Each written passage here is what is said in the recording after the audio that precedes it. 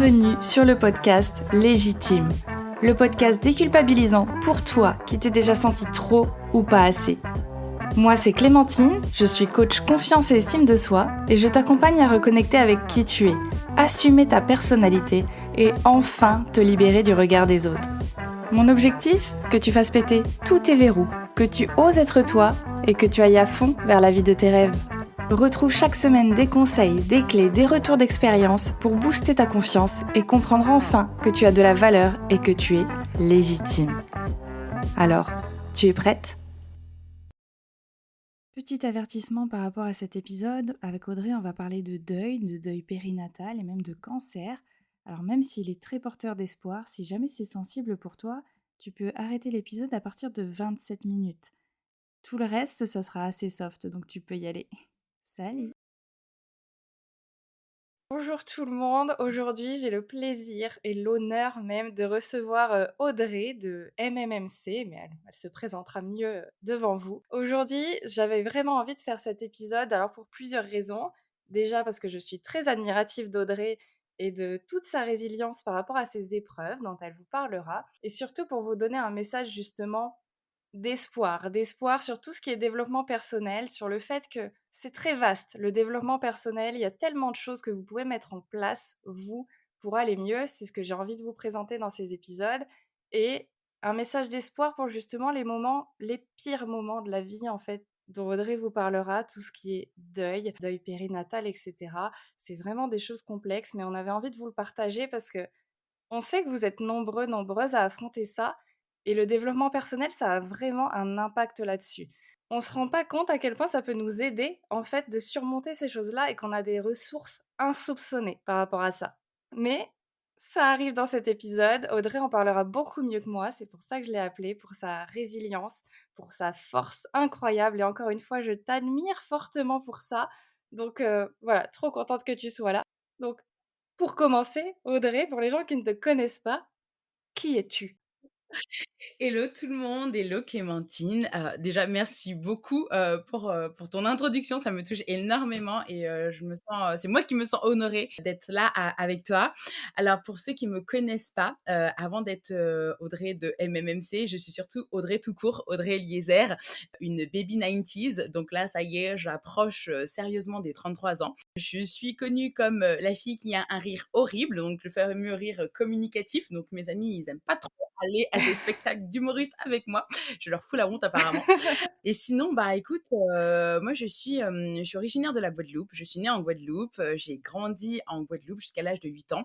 Ensuite, je suis partie avec ma maman. On s'est installé en métropole, donc notamment en Normandie. Donc autant te dire, vive le changement de climat. Bah, j'ai eu un Effectivement. parcours ouais. J'ai eu un parcours scolaire, classique, studieux, donc j'ai toujours été, la bonne élève, dans les premières de ma classe, donc tu vois, parcours, très, très classique. Après, le bac avec mention, j'ai intégré une classe préparatoire, économique. Ensuite, j'ai intégré une école, de commerce et c'est là que j'ai découvert, le monde de l'événementiel, qui me collait à la peau. Donc c'est comme ça que j'ai intégré, le master de cette école, donc Schema Business School pour faire la petite pub. Et donc j'ai commencé en fait mon programme en apprentissage parce que moi j'étais en mode de tout de suite, bah voilà, je veux travailler. Et donc j'ai été salariée pendant 8 ans dans l'événementiel. J'adorais ce que je faisais. J'étais spécialisée dans tout ce qui était congrès médicaux et scientifiques. Et puis bah faut savoir aussi qu'entre deux, j'ai subi de la discrimination à l'embauche parce que après mon diplôme, bah j'ai galéré. J'ai galéré à trouver du travail. Donc vous allez comprendre aussi comment le développement personnel m'a vachement aidée. Et en fait, je suis partie au Canada. Parce que je voulais un pays où je pouvais en fait juste être moi-même, en fait, que c'était pas grave d'être une femme, d'être noire et d'être jeune. Et le Canada m'a donné ma chance. Et puis quelques temps après 2 ans à Toronto, je suis rentrée en métropole. Et là, c'est comme ça que l'idée de me lancer à mon compte a commencé un peu à germer après avoir passé des entretiens pour changer de poste. Bref, c'était toujours les mêmes histoires et j'en avais marre et je me suis juste rendu compte que j'avais ce besoin de liberté en fait. Tu vois, j'ai passé 2 ans au Canada et j'avais pas de vacances vacances et là, je me suis retrouvée avec 5 semaines de vacances et là, j'ai réfléchi et donc là, c'était le début du développement personnel. La réflexion qui suit, que fais-je? Où vais-je? Et là, je me suis rendu compte que j'avais besoin, d'avoir cette quête de liberté parce que ma valeur première, c'était ça. Donc liberté géographique, liberté hiérarchique et c'est comme ça qu'en fait, l'aventure aussi MMMC s'est lancée et aujourd'hui, je suis la fondatrice de ma marque Macom, mon entreprise qui est un accélérateur de visibilité business et mindset. Donc on a aussi du développement personnel dans mon entreprise et j'aide les entrepreneurs à rendre possible ce qu'elles pensaient être impossible, donc c'est-à-dire pouvoir lancer leur business et en vivre. Voilà. Trop bien, trop, trop bien et c'est vrai que le Canada, je m'y reconnais beaucoup. Bon, bah, parce que moi aussi j'y suis allée et c'est vrai que c'est assez libre, en fait et tu l'impression que personne te juge là-bas. Tu peux t'habiller, n'importe comment, tout le monde s'en fout. En fait, tout le monde fait sa vie et on s'en fout un petit peu des autres. Tu es libre, en fait, comme tu dis et c'est vrai que c'est, moi encore, j'ai envie de dire, enfin, malheureusement ou pas, hein, j'ai de la chance, je suis blanche, j'ai pas ce genre de problème malheureusement, enfin ou tant mieux, mais c'est vrai que je me dis, déjà en France, tu es emmerdée quand tu es une femme, alors effectivement, si en plus, bah, tu as des origines et cetera, c'est jamais bien fun. Donc effectivement, le développement personnel a un rôle à jouer à ce moment-là déjà. Exactement, exactement et c'est d'ailleurs, au Canada que j'ai été familiarisée au développement personnel donc du coup, tout est lié parce qu'en fait, c'est le pays où pour le coup, c'est venez comme vous êtes. Tu es libre, en fait. Tu es vraiment libre d'être qui tu es et c'est ce que j'ai adoré. C'est ce que j'ai vraiment adoré et je dis tout le temps mon année, enfin quand je suis partie la première fois donc c'était en 2015. En fait, je suis revenue après 5 mois donc c'était à Montréal à ce moment-là. Ça a été l'année de ma renaissance. Vraiment, je suis revenue, j'avais coupé mes cheveux, ce qu'on appelle quand on est noir, faire un big shop, donc ça veut dire retour au naturel. Et j'étais en mode genre, ouais, c'est la nouvelle moi, mais c'est pas la nouvelle moi, c'est moi en fait. Voilà. Ouais, c'est ça. En fait, là, c'était vraiment la toi qui était en train d'éclore, qui s'était cachée, hein, pendant un bon moment et là, c'est bon, maintenant j'ai le droit d'être, vraiment moi, quoi. C'est ça. Trop bien. Et du coup, bah, justement, ta première rencontre avec le développement personnel, donc tu me dis c'était là, c'était au Canada et après en fait, comment ça s'est mis en place? Qu'est-ce que tu as fait par rapport au développement personnel? Quelles ont été tes premières approches? Dis-nous tout. Alors, en fait, quand je réfléchis à ça, mes premières rencontres avec le développement personnel, je pense que ça a toujours été, mais je ne le savais pas et en fait, ça venait surtout, de ma mère, en fait. Je J'ai été élevée, dans un cadre, familial où ma mère m'a toujours, en fait, valorisée, à être moi-même, à me surpasser. En fait, elle avait tout le temps en fait, à l'époque, je savais pas que c'était des citations inspirantes, tu vois, qu'elle disait, mais elle avait toujours des petites phrases comme ça de motivation, mais que moi, en fait, en tant qu'enfant, je pensais que c'était normal, tu vois. Mais après, quand je regardais chez les autres, c'était pas du tout ça. Et je pense que le fait d'avoir été élevée dans un milieu de blanc en tant que noir, ma mère m'a inculqué à être toujours meilleure, tu vois, d'être toujours au best de moi-même, tu vois. Et finalement, le développement personnel, c'est un peu ça, c'est de savoir s'affirmer et d'être tout le temps la meilleure version de soi-même. Donc, du coup, je pense qu'officieusement, j'ai toujours baigné dans le développement personnel, mais sauf qu'on n'avait jamais mis de mots dessus. Et puis, je suis partie au Canada et là, j'ai vu en fait ce switch de ma part. J'avais envie vraiment de m'affirmer. J'avais plus envie d'être celle que j'étais ou ce que tout le monde voulait que je sois, tu vois. Et j'ai pris conscience de ça en fait. Je pense que ça a commencé par cette forme de prise de conscience de je veux me lisser les cheveux parce qu'en fait je veux être comme mes copines qui sont blanches, qui ont les cheveux lisses et c'est ok, tu vois.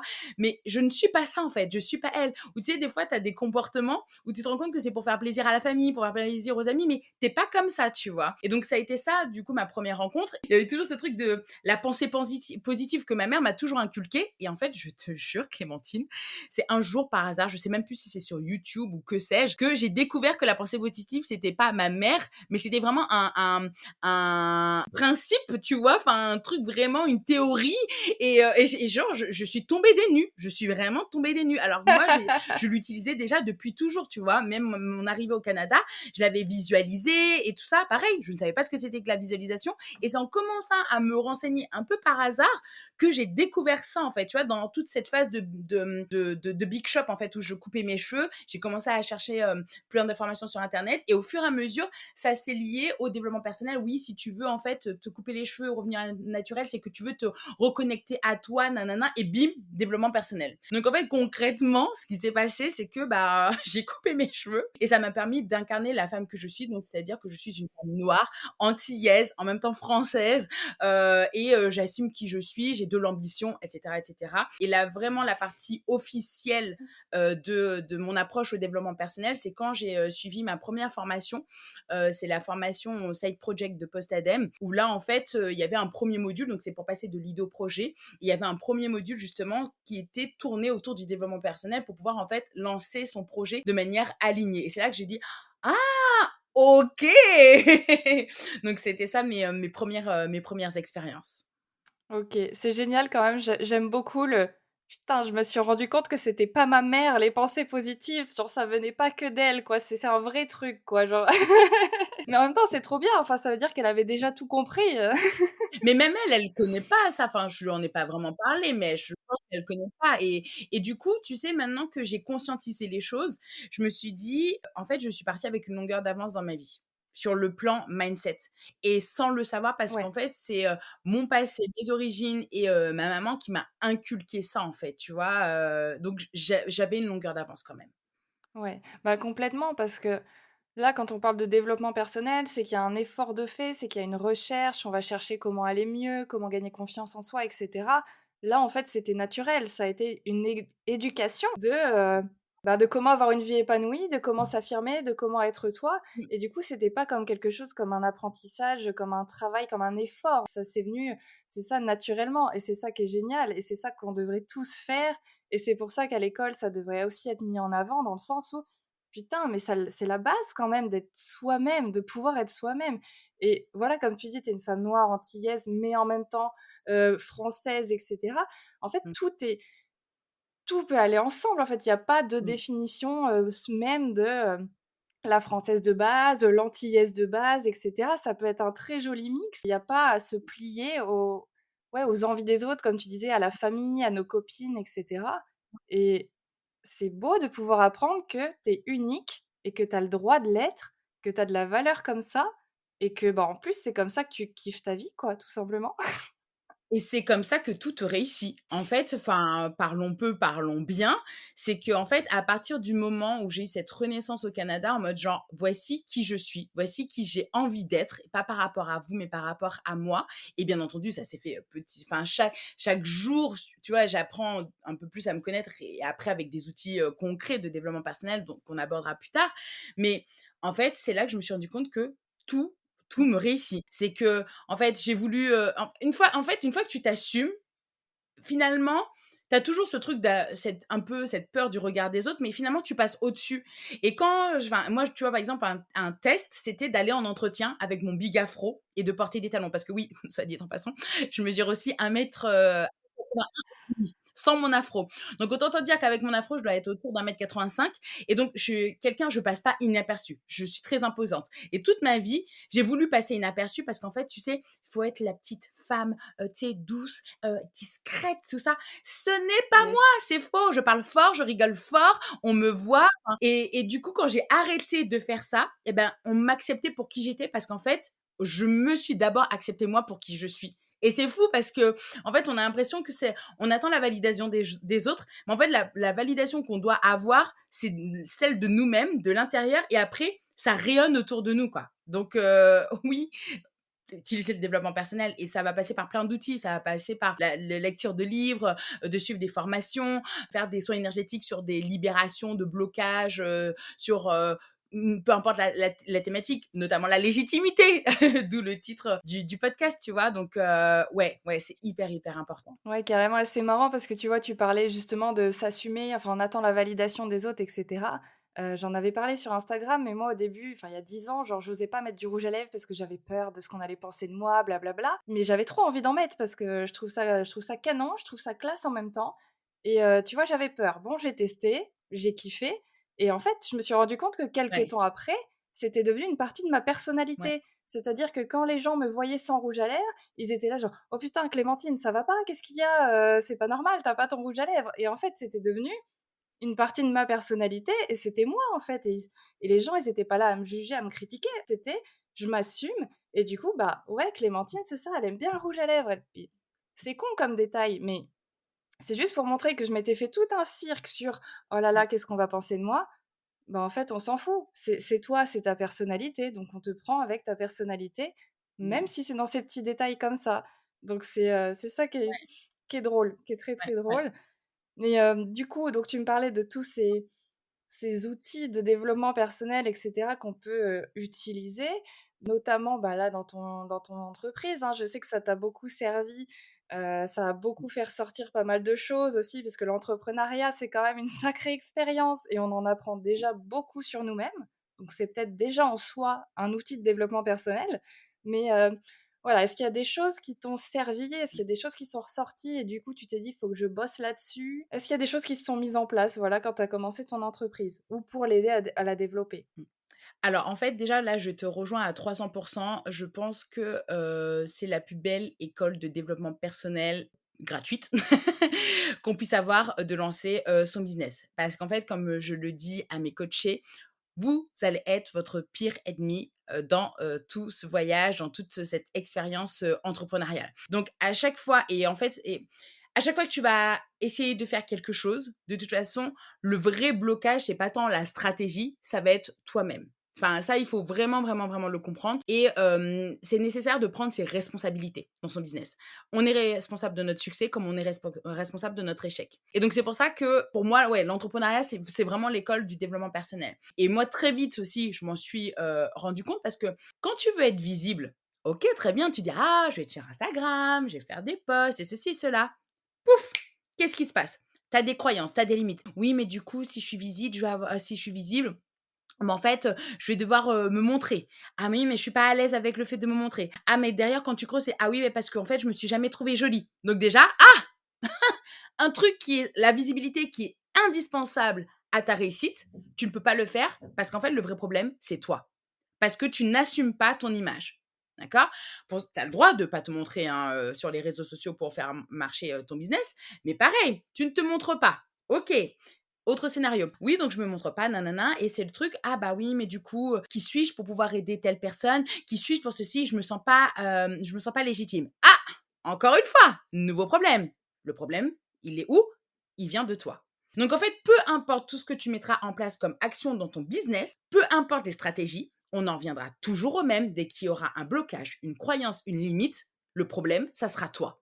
Et je sais qu'on est dans des sociétés où on ne veut pas blâmer les gens, on ne veut pas pointer du doigt les gens. C'est faux. En entrepreneuriat, il faut prendre ses responsabilités et il faut comprendre qu'on est fucked up et que le problème, il vient de nous en fait. Et qu'on peut le travailler. C'est ça qui est génial, c'est que vu que c'est nous, eh ben, on peut en fait passer au-dessus. Et la manière de passer au-dessus, de dépasser ses croyances, de les dégommer, de dépasser nos limites, de dépasser aussi nos peurs, ou du moins de les apprivoiser, parce qu'en fait, finalement, ça ne part jamais vraiment, c'est le développement personnel. Et là, effectivement, il y a beaucoup d'outils. Il va y avoir, par exemple, pour quelqu'un qui manque de légitimité, ça va être du coup de se faire accompagner par une coach en développement personnel ou une coach de vie, par exemple. Ça va être, si on est sur des choses un peu plus conscientes, des blocages ou des peurs conscientes, ça va être d'utiliser, par exemple, la méthode de tapping, la méthode de EFT, en fait. C'est le fait de taper sur des points méridiens et du coup de verbaliser des scénarios et du coup, de les intégrer. Par exemple, même si, j'ai peur, d'être visible, je m'aime et je m'accepte comme je suis et après on tape sur les différents points. Donc là, c'est pour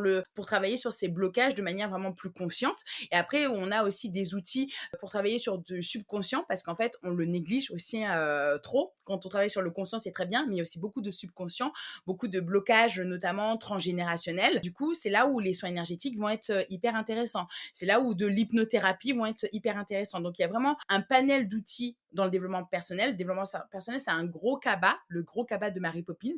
Et dedans, on peut tirer plusieurs en fait outils pour nous aider et de manière conscientisée ou non conscientisée. Et moi, je sais que dans mon business, ça m'a vraiment beaucoup aidé parce que mon objectif, c'était de pouvoir être alignée dans tout ce que je faisais. Donc, c'est-à-dire que, ok, j'ai compris en fait comment on lance un business, je sais comment vendre, mais en fait, je veux le faire de manière alignée. Je veux le faire selon mes propres règles, d'accord? Et je veux pas, par exemple, passer, comme on entend, passer pour une marchande de tapis. Je veux pas forcer les personnes. Je vends de manière, éthique. Je connais les stratégies de copywriting, mais je veux les faire à ma sauce. Je veux pas forcer qui que ce soit. Je veux pas manipuler, qui que ce soit. Je veux, rester moi-même. Je veux être authentique. Je veux pouvoir, en fait, parler, par exemple, des moments de down de ma vie, les moments de creux de la vague comme, je suis en train de traverser, à titre perso et être OK avec ça. Et ben, du coup, bah, qu'est-ce qui me permet de faire ça? c'est le développement personnel dans mon business et j'ai vu à chaque étape de mon activité, en fait, j'ai eu des blocages. Par exemple, le premier ça a été, du coup, bah, je me sentais pas légitime parce que j'avais l'impression d'être une imposteur, hein, concrètement. J'avais, jamais fait d'accompagnement de ma vie, j'avais jamais, vraiment lancé de business de ma vie. Du jour au lendemain, je suis devenue coach Instagram alors que moi-même, à la base, je suis pas, une fan des réseaux sociaux. Mais par contre, à titre professionnel, je vois l'intérêt parce que je sais que ça apporte de la visibilité. Donc c'est vrai que quand j'ai dit à ma famille: «Bah, je me lance là-dedans», tout le monde m'a pas ri au nez, mais je sais qu'en face à moi, ils m'ont rien dit, mais derrière, ils se sont dit: «Mais qu'est-ce qu'elle nous fait?» Et du coup, oui, j'ai longtemps, en fait, eu cette impression d'être, une imposture et du coup, bah, il fallait que je travaille. Sinon, en fait, si je ne travaillais pas ce point-là, si je me sentais pas experte, j'allais pas pouvoir accompagner des personnes à être elles-mêmes visibles, à elles-mêmes, tu vois, pouvoir, avancer dans leur activité. Bah, qu'est-ce qui m'a aidé à faire ça? Le développement personnel, notamment, en fait, avec, du coaching mindset sur, le coaching sur mon propre état d'esprit, développer mon état d'esprit d'entrepreneur. Ou pareil, quand j'ai commencé à gagner beaucoup d'argent avec, mon activité, mon premier lancement où j'ai généré en même pas 3 4 jours 10 000 € de chiffre d'affaires. Ah oui, c'était mon objectif, mais j'étais en mode genre: «Oh my God!» Parce qu'en fait, quand toute ta vie tu as trimé, quand toute ta vie tu as été, dans le rouge, tu as été à découvert, et que en fait, tu galérais pour déjà j'avais même pas 2 000 € net de salaire et que là en 3 jours, je gagne 10 000 € de chiffre d'affaires en ayant très peu de charges. Finalement, il me restait, si on dit qu'on j'enlève 50, il me reste 5 000 € que j'ai fait en 4 jours. Enfin, t'imagines le truc, Mantine? Enfin, c'est un truc de dingue, tu vois? Et ben là, ça m'a fait vriller. Et du coup, j'ai compris qu'en fait, si je ne travaillais pas mon rapport à l'argent, je ne pouvais pas essayer de passer un nouveau palier dans mon activité. Je ne pouvais pas, en fait, atteindre le niveau de rémunération et de chiffre d'affaires, notamment, que j'avais besoin. Et ben, qu'est-ce qui m'a sauvée là? C'est le développement personnel, encore une fois, avec du coaching mindset sur la partie vraiment purement conscientisée et notamment les soins énergétiques pour travailler sur des blocages transgénérationnels, karmiques et des blocages en fait, perso, tu vois? Tout ce que je pensais de l'argent et cetera. Donc encore une fois, mon activité ne peut pas se développer sans que je travaille le dev perso parce que je suis ma pire ennemie. C'est moi-même qui ai mes peurs, mes croyances, mes limites et en fait ça j'ai beau avoir les stratégies, je ne peux pas déployer les stratégies parce qu'en fait, je vais être bloquée à un moment donné. Ouais, mais c'est totalement ça. Enfin, c'est super intéressant ce que tu dis, notamment en rapport à l'argent, parce que c'est ça, on a tous envie, si on réfléchit, de gagner plein d'argent, voilà, de plus avoir à se poser de questions, à galérer, à être à découvert. On en a tous très, très envie, mais bah, je l'avais déjà cité dans un épisode, mais regarde tous ceux qui gagnent au loto des millions et des millions d'euros et qui paniquent et qui se retrouvent endettés parce que justement, bah, c'est ça, c'est, panique à bord: «Qu'est-ce que je fais de cet argent? Oh punaise, il faut que je le dépense» ou alors je sais pas, enfin, là, ton cerveau, il vrille parce qu'en fait, il a jamais cru possible que tu aies autant d'argent. Du coup, il sait pas le gérer et tu crames tout ou alors, tu pars complètement, en vrille parce que tu jamais vécu ça, tu étais pas prêt à recevoir autant d'argent.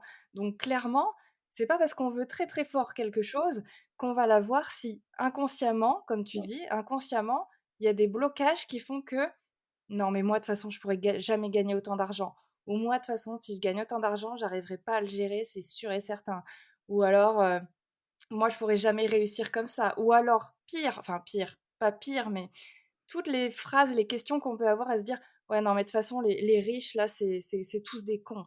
Excusez-moi pour la vulgarité, mais on peut avoir pas mal de ces pensées-là, genre: «Les riches, c'est des cons». D'accord, Ouais. mais du coup, derrière, comment veux-tu, toi, espérer gagner de l'argent sans forcément être très riche? Et encore, la définition de riche, c'est relatif, mais comment veux-tu vouloir gagner beaucoup d'argent si derrière, dans ta tête, Mmh. tu te dis: «Si je deviens riche, en gros, je vais devenir con», enfin, ou voilà, condescendante ou tout ce que tu veux. Donc c'est ça qui est vraiment important, c'est de faire très attention, essayer de prendre conscience et parfois c'est pas évident, de toutes ces croyances, comme tu dis, ces blocages, ces limites qu'on se met parce que oui, on est responsable de tout ça. Parfois c'est inconscient et c'est pour ça que c'est important de se faire aider et comme tu dis d'aller creuser, ben, peut-être avec l'hypnose pour justement aller débloquer des trucs où on s'en rend même pas compte ou, des coachings avec moi ou, Mmh. voilà des psychologues, peu importe en fait comment vous atteignez ces blocages-là, mais il y Mmh. a du travail, effectivement. Bah, en fait, de toute façon, je pense que la première déjà, le travail, il est déjà fait à 50 quand tu as conscientisé le problème et en fait, au bout d'un moment, on voit bien dans nos vies, on a tendance à répéter les mêmes schémas, les mêmes schémas. Bon, c'est soit tu veux continuer à répéter les schémas en boucle, soit tu te dis: «Non, mais là, j'ai besoin de changement. Je veux que ma vie, elle change» et en fait, pour que ta vie, elle change, il faut que tu changes toi-même. Je pense que c'est la première des choses et il y a cette citation, alors je sais plus qui l'a dite, mais en fait, moi, ça m'a je sais que c'est ma citation du moment, c'est en fait: «Tes intentions doivent matcher tes pensées et tes actions». Donc en fait, si tu as envie de quelque chose, si tu as un objectif, tu as 2 choses. Tu as besoin des stratégies, tu as besoin des actions, pardon, et tu as besoin des pensées. Parce qu'en fait, comme tu le disais, tu as beau vouloir, par exemple, gagner, 10 000 € par mois, en soi, juste avec tes stratégies, tu vas les gagner tes 10 000 € par mois. Par contre, derrière, si tes pensées, elles sont très négatives par rapport à l'argent, tes 10 000 €, ouf, ils vont s'évaporer ou tu vas pas le savourer. D'accord? Donc, est-ce que c'est comme ça que tu as envie de gagner 10 000 €? Je ne sais pas. Ou tu peux juste être dans la posture de: «Ah, en fait, j'ai des super pensées, super rapport à l'argent, je veux gagner 10 000 €». Mais en fait, si derrière tu mets en place 0 action, il va rien se passer. Donc en fait, les 2 pour moi sont hyper, hyper, importants, tu vois? Mais vraiment ce travail sur soi, il faut le faire hyper, hyper rapidement et je pense qu'il y a pas de bon moment, tu vois, pour commencer, le dev perso. Mais je me rends compte qu'au plus tôt tu commences déjà à être baigné là-dedans, au plus tôt tu démarres, en fait, quand il va t'arriver, parce que oui, c'est ça la vie, hein, et c'est pas, la vie n'est pas un long fleuve tranquille, hein, comme le film.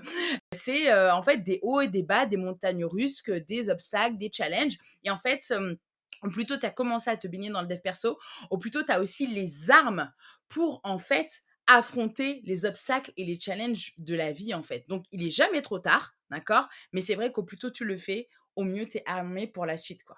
C'est ça, bah, c'est complètement ça. Bah, toi, comme tu le disais, tu as commencé à baigner là-dedans, tu étais déjà enfant, donc finalement, ça avait déjà tu avais, comme tu dis, une avance par rapport à aux autres simples mortels comme nous, où on s'y prend plus tard, à un moment donné. Donc soit, comme tu dis, des gros déclics où, c'est bon, là, j'en ai plein le cul d'avoir une vie comme ça, là, c'est plus possible. Ou alors des événements compliqués de la vie, voilà, que ce soit même maladie, deuil et cetera, où là, tu te prends une claque et tu te dis: «Ouais, là, j'ai pas envie de vivre ma vie comme ça» et cetera. Mais clairement, c'est ça, plus tu commences à réfléchir à toi, plus tu commences à prendre du recul, bah, sur tes pensées justement.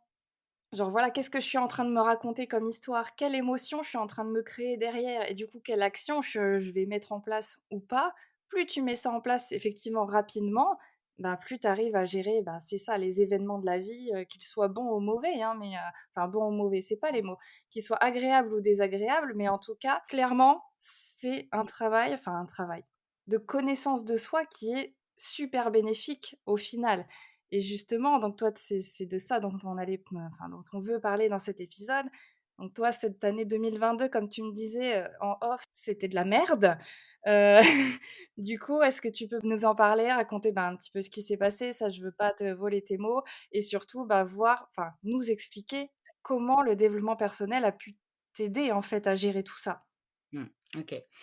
Alors, du coup, bon, je vous préviens, c'est pas un joli tableau. 2022, s'il y a un mot pour définir 2022, c'est la mort. Voilà, on va pas se mentir, ça a été symbolisé par la mort. J'ai commencé le début d'année avec, le décès de ma belle-mère, donc c'est-à-dire, la mère, de, mon chéri. Donc c'était en janvier 2022. Ensuite, donc on est parti en Guadeloupe, pour les funérailles, tout ça, tout ça. Là, du coup, grosse prise de conscience pour moi. Ça y est, voilà, la vie est trop courte et cetera. C'est le moment, de fonder ma famille avec mon chéri. C'était déjà un projet. On savait déjà que c'était pour cette année 2022, mais ça a vraiment cet événement, ça a accéléré les choses. Donc nous voilà de retour, en métropole. J'enlève mon stérilet, enfin, du coup, je me fais enlever mon stérilet plutôt Je et l'arrache. donc je tombe enceinte très, très rapidement. Mais je tombe enceinte très rapidement et je pense que la pensée aussi, elle était là, enfin, j'étais prête et en fait, très rapidement, je sens qu'il y a quelque chose qui va pas. Je sens que j'ai en fait, tout de suite, j'ai très peur, en fait et je me dis: «J'ai peur de perdre mon bébé». En fait, c'est, et pourtant, je suis quelqu'un, je suis vraiment connue pour être la personne certainement la plus positive de l'univers, qui arrive toujours à voir, pas boire le verre à moitié plein, voir le verre à moitié plein, voilà. Mais là, je sentais qu'il y avait un truc qui n'allait pas. Enfin, voilà. Je me suis fait accompagner par justement une énergéticienne pour me libérer de cette peur, en fait, de perdre, le bébé parce que j'avais pas envie de passer toute ma grossesse avec, ce sentiment-là. Et je sens qu'il y a toujours ce truc, on commence l'accompagnement et physiquement, j'ai des douleurs, tu vois? Au niveau du bas du ventre et finalement le 1er avril, j'ai enfin mon écho de datation où je galère à l'avoir et cetera et là, ça m'a paru une éternité et je sentais qu'il y avait un truc qui clochait et à la fin, la sage-femme, elle nous dit: «Le cœur du bébé s'est arrêté». Donc voilà, coup de massue et en fait, ça c'était au mois d'avril et au mois de juillet, mon conjoint a été, diagnostiqué d'un cancer du pancréas.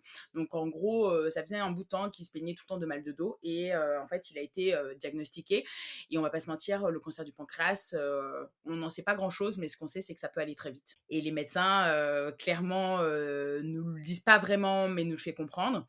Et puis en fait, il est parti 5 mois plus tard. Donc sur le coup, nous on savait pas. Mais fin décembre 2022, du coup, mon chéri est décédé et donc ça a été une année, qui a été horrible. Ça a été les pires épreuves de ma vie, je vais pas te mentir et en fait, si aujourd'hui je suis encore debout, si aujourd'hui je suis encore, souriante, si aujourd'hui j'ai encore, j'ai envie de dire aussi cette joie de vivre parce que toi tu me connais aussi à titre, dans le cadre professionnel, je continue des accompagnements et tout. C'est parce qu'en fait, j'ai le développement personnel, en fait. Déjà, si je prends juste,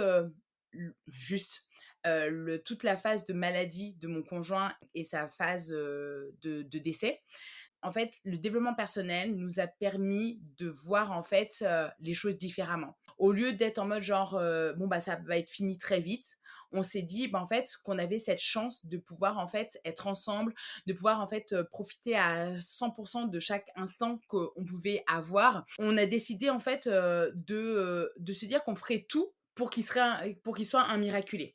Donc, tu vois, au lieu de sombrer dans la déprime et la dépression de: «Oh mon Dieu, c'est horrible», en fait, on a essayé de voir, en fait, le positif dans tout ça. Donc, notamment le fait que, bah, lui, à la base, il était intérimaire, donc du coup, bah, finalement, il était, enfin, OK, il allait pas pouvoir travailler, mais qu'en fait, c'était pas, en gros, très grave. Moi, que j'étais à mon compte, donc du coup, je pouvais avoir, organisé mon agenda comme je voulais et passer le max de temps aussi, avec lui. En fait, on a vraiment essayé d'être reconnaissant et plein de gratitude pour tous les avantages qu'on avait là actuellement de la vie pour pouvoir en fait profiter au maximum du temps qu'on ne savait pas combien, qui nous restait en fait. Ça m'a permis vraiment, vraiment de tenir et même on voyait bien les médecins, ils comprenaient pas. Je me rappelle de cette fois où on nous a reproché, en genre d'être trop positif et d'être, trop souriant en fait. Parce qu'en fait, on avait décidé, bah, qu'on avait la foi en fait, et qu'on y croyait même si, les stats n'étaient pas en notre faveur. Et je me rappelle, il y avait ce truc, on se disait, «Le diagnostic n'est pas le pronostic». Et en fait, bah, ça, c'est du dev perso, mine de rien, en fait. C'est, de décider de voir, d'avoir une vision différente des choses, en fait, différente de, de la situation, en fait. Même si, oui, on a conscience qu'elle est catastrophique et on n'était pas dans le déni, hein, loin de là. Mais en fait, on a décidé de se battre, en fait, et d'y aller jusqu'au bout et de se dire qu'il y avait certainement un espoir, en fait, et aussi d'y croire. Et je trouve que le développement personnel, ça nous aide à ça aussi. Ça nous aide aussi, malgré, les voyants qui sont au rouge, bah, de continuer à y croire et de faire en sorte que les choses, elles puissent finalement s'améliorer, tu vois? Et avec, le décès de mon chéri, alors même si c'est très difficile, je vais pas te mentir, là d'ailleurs je suis dans une période où c'est carrément le creux de la vague parce que, bah, on est arrivé à un anniversaire où là ça fait 4 mois qu'il est décédé. Là j'ai réalisé que, bah, ça fait 1 an qu'on a appris que le cœur de notre bébé, s'est arrêté, donc clairement 1 an plus tard, j'ai ni bébé, j'ai ni chéri, donc en fait il me reste plus rien et qu'est-ce qui me maintient en vie, en fait? Qu'est-ce qui fait que je suis encore debout? Parce que je suis arrivée à ce stade où je me dis: «Mais je peux comprendre que les gens aient des pensées suicidaires, passent à l'action». Je peux comprendre, en fait, que les gens tombent dans l'addiction, l'alcool, peut-être le sexe, peut-être, le la drogue, tu vois? Et en fait, si je ne suis pas tombée là-dedans, c'est le développement personnel. Parce qu'en fait, très vite, j'ai décidé de me faire accompagner. Je sais que vu que j'utilise différents outils de développement personnel depuis très longtemps, j'étais déjà en fait, je pense «armée» entre guillemets pour avancer avec toute cette absence et malgré toutes ces difficultés. Mais je me suis dit: «Audrey, non, c'est pas possible. Tu vas pas tu même si tu penses être armée, c'est trop lourd, c'est trop gros ce qui s'est passé et c'est pas juste un décès, c'est une année complète de douleur, de souffrance, de stress, de tout ce que tu veux avec sa maladie et cetera, plus le décès du bébé. Du coup, non, c'est trop pour une seule personne et c'est là où, le développement personnel, ça t'apprend à être, hem, c'est pas vulnérable, hein, mais ça t'apprend à être, j'ai pas vraiment les termes, mais à être humain et de pas vouloir jouer au sur-héros, en fait. De t'apprendre à dire: «Bah, en fait, j'ai besoin d'aide. J'ai besoin d'aide, j'ai peut-être une partie de mes capacités pour avancer, mais là, j'ai besoin d'aide pour aller plus loin parce qu'en fait, là, je sais que c'est trop lourd, en fait». Donc je suis deg parce que j'ai pas vraiment le terme, mais ça t'apprend juste à être ah oui, voilà, d'avoir de l'humilité, d'avoir assez d'humilité pour dire que, I need some help, en fait. Et bah, du coup, c'est ce que j'ai fait, même pas, 1 semaine ou 2 semaines après que, mon chéri, soit décédé. En fait, je savais que moi, c'était pas forcément, un psychologue dont j'avais besoin, parce que j'ai déjà pas mal appris, je sais analyser les choses, mais ce dont j'avais besoin, c'était, peut-être une méthode pour, savoir gérer mes émotions parce qu'en fait, le deuil, c'est, des hauts et des bas, en fait. Tu sais pas quand est-ce que ça va venir. Un coup, tu vas, pleurer, et chialer ta race, comme on dit et en fait, 2 secondes après, tu vas être, en mode fou rire et être bien et ça peut devenir n'importe quand, n'importe comment. L'émotion, en fait, elle te submerge et tu sais pas le gérer, en fait. Tu sais clairement pas le gérer. La dernière fois, là, je suis allée chez le garagiste, j'avais un problème de voiture. Je suis arrivée chez le garagiste et Dieu merci, j'étais avec, le meilleur ami de mon conjoint et en fait, d'arriver chez le garagiste, l'émotion, elle est venue. J'ai juste eu le temps de lui dire: «Est-ce que tu peux gérer?» Je suis partie, je me suis effondrée chez le garagiste, en fait, sur le parking. Et là, j'étais là: «Je veux mon chéri» parce qu'en fait, c'était lui qui gérait toute cette partie-là et je me suis sentie terriblement seule à rien connaître à la mécanique, tu vois? Et en fait, j'ai réussi à dépasser ce stade-là parce que j'ai pu appeler ma thérapeute, j'ai pu lui expliquer ce qui s'était passé et en fait avec, du coup ma thérapeute elle est spécialisée dans l'EFT, donc les méthodes de tapping et en gros, on a mis en place le scénario pour m'aider en fait à réguler pardon, mon émotion par rapport à ça. Et en fait, derrière ça, tu te rends compte que en fait, tu as eu une émotion parce que tu te dis: «J'ai perdu mon conjoint et c'est ça qui fait que, je suis en mode fucked up en ce moment». Mais en fait, c'est beaucoup plus profond que ça. Tu te rends compte que, son décès, c'est venu éveiller un truc de ton passé qui était enfoui, que toi-même tu avais oublié ou tu avais mis, enfin derrière, enfin tu caché et en fait, ça me permet, finalement de, bah, de traiter les sujets qui sont à la base intraitables, tu vois? Ça me permet aujourd'hui aussi d'accepter l'inacceptable, ce que j'ai traversé. Parce que c'est inacceptable d'avoir 32 ans et d'avoir en fait, perdu l'amour de sa vie, bah, avoir perdu la personne avec qui tu te voyais fonder ta famille, de ne plus jamais avoir dans cette vie cette opportunité de fonder une famille avec lui, tu vois? Et c'est en ça que le développement personnel m'aide à ne pas sombrer dans l'addiction, dans, des pensées suicidaires, dans je lâche tout en fait. Parce que j'aurais des raisons de tout lâcher, mais ça m'aide et donc du coup, bah, c'est les techniques de d'EFT qui m'aident énormément. C'est aussi, du coup, les soins énergétiques pour pouvoir, m'apaiser dans ces moments, de stress ou, des moments où je pourrais partir, tu vois, en crise d'angoisse comme, ce que j'ai fait là, bah, le 1er avril parce que c'était une date d'anniversaire. Enfin, donc ouais, en fait, le développement personnel, c'est ce qui me maintient en vie là aujourd'hui. Sincèrement, c'est ce qui me maintient en vie et en fait, je me dis: «Mais ça, si j'avais pas eu ça plus tôt, bien sûr que ça m'aurait aidé là à l'instant T. Mais c'est le fait d'avoir, côtoyé le développement personnel depuis déjà plusieurs années, ça fait déjà plus d'une dizaine d'années, maintenant et ben, très vite, j'ai pu faire preuve d'humilité et de dire: «OK, là, il s'est passé un trop gros truc, ça va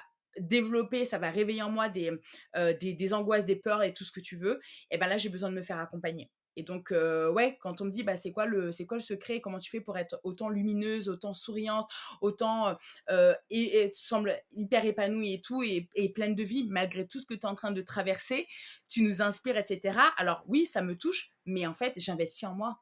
J'investis en moi tout simplement, c'est ça le vrai secret. C'est que je me fais accompagner. Je me fais accompagner.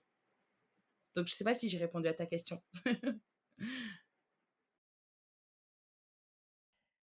On n'a pas pu se dire au revoir avec Audrey parce qu'on a eu un petit souci technique. Mais encore une fois, je voulais te remercier, Audrey, pour cette sincérité, cette humilité, cette humanité dont tu fais preuve et qui, pour moi, apporte un grand, grand message d'espoir, voilà, aux personnes qui aujourd'hui peut-être se sentent vraiment au plus bas. Donc merci beaucoup pour cette interview, ce témoignage. L'épisode est terminé. J'espère qu'il vous aura plu, j'espère qu'il vous aura touché et qu'il vous aura transporté. Dans tous les cas, moi je vous souhaite une très très bonne journée, soirée, peu importe. Et s'il vous a plu, n'hésitez pas à le partager pour créer de l'espoir toujours un peu plus. Et je vous dis à très très bientôt dans un nouvel épisode.